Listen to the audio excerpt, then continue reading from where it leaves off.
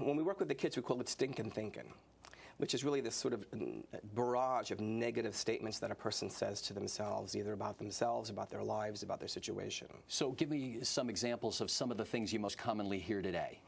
I'm not going to be able to do this, I'm going to fail. That person isn't going to like me. I guess things along those lines. I don't fit, I don't belong. Right. It's never going to happen. It's never going to happen. But a lot of it has to do, especially with children and especially with adolescents, is I'm going to be rejected. I'm going to fail in some way. I'm going to be seen in a negative light by others because, peer influence is very, very important at that stage. And so in cognitive behavioral therapy, we have a term called cognitive restructuring, which is just a fancy way of saying looking at your thoughts, taking them apart, and then putting back together and again in a way that's more functional. And really what you're doing is you're really asking yourself, okay, I'm feeling this, I'm feeling anxious, I'm feeling stressed.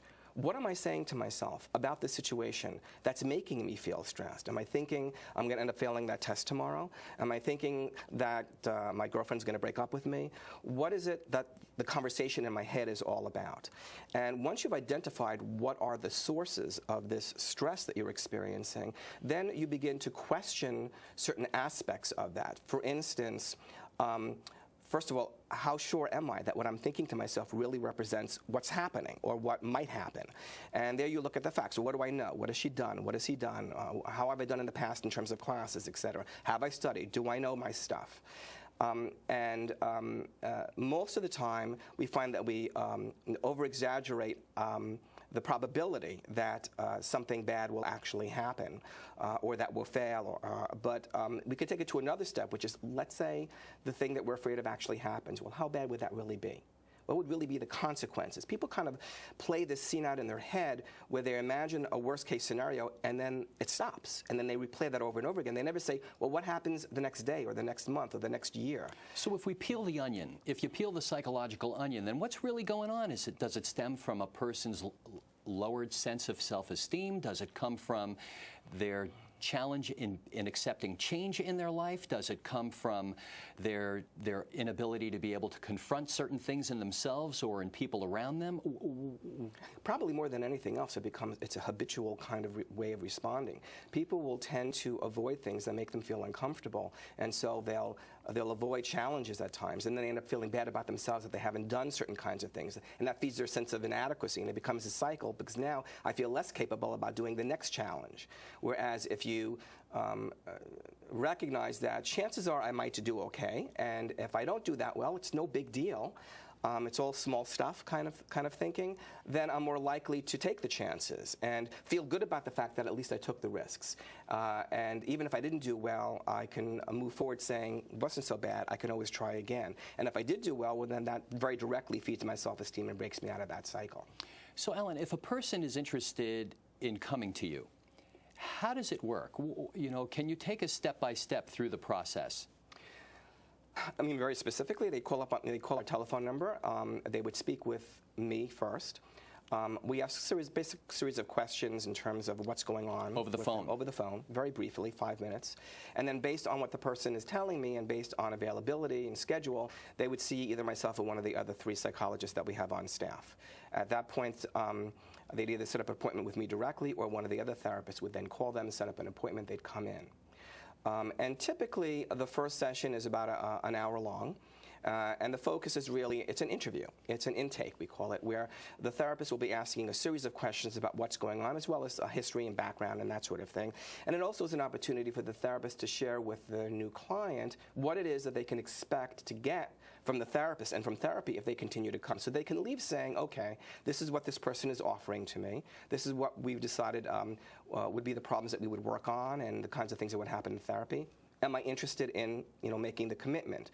And the commitment, we usually say ballpark is, a once-a-week kind of therapy, which is a 45-minute session, for about a period of 12 weeks, about a 3-month period. Sometimes it's more, sometimes it's less.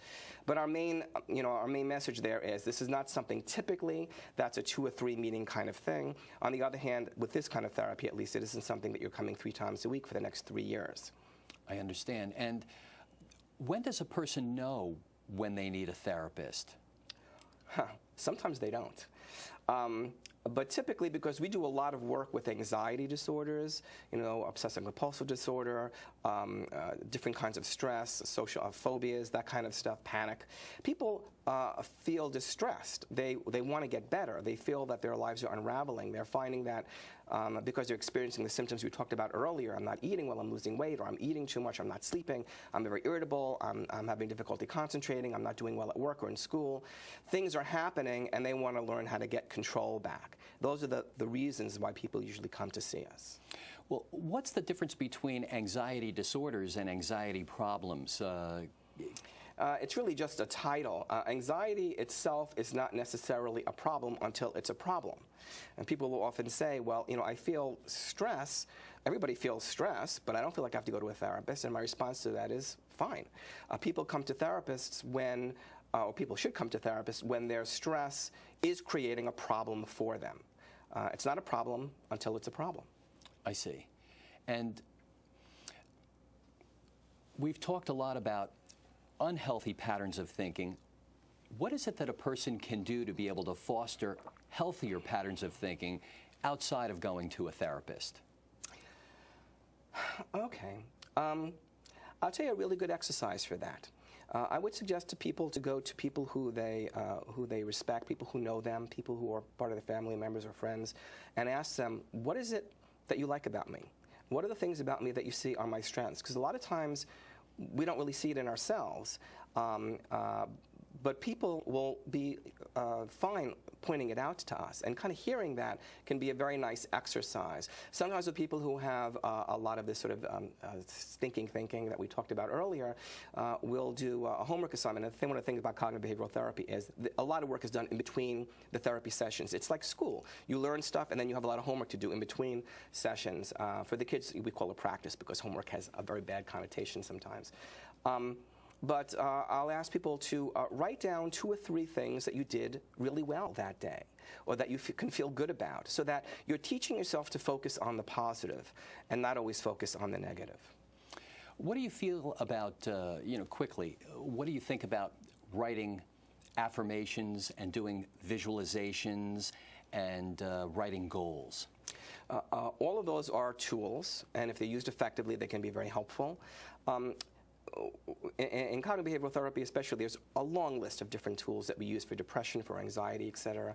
And what I found is I usually share multiple tools for people, and what seems to work really well and what really resonates with one person is not going to work as well with the next. And so I usually say, try this for a while, see how it feels. If you want to adjust it, tweak it around after a while to meet your personal style, that's fine. Or if you want to sort of give up one item or 2 items, that's fine too. Really just gear it up to your own personal way of doing things.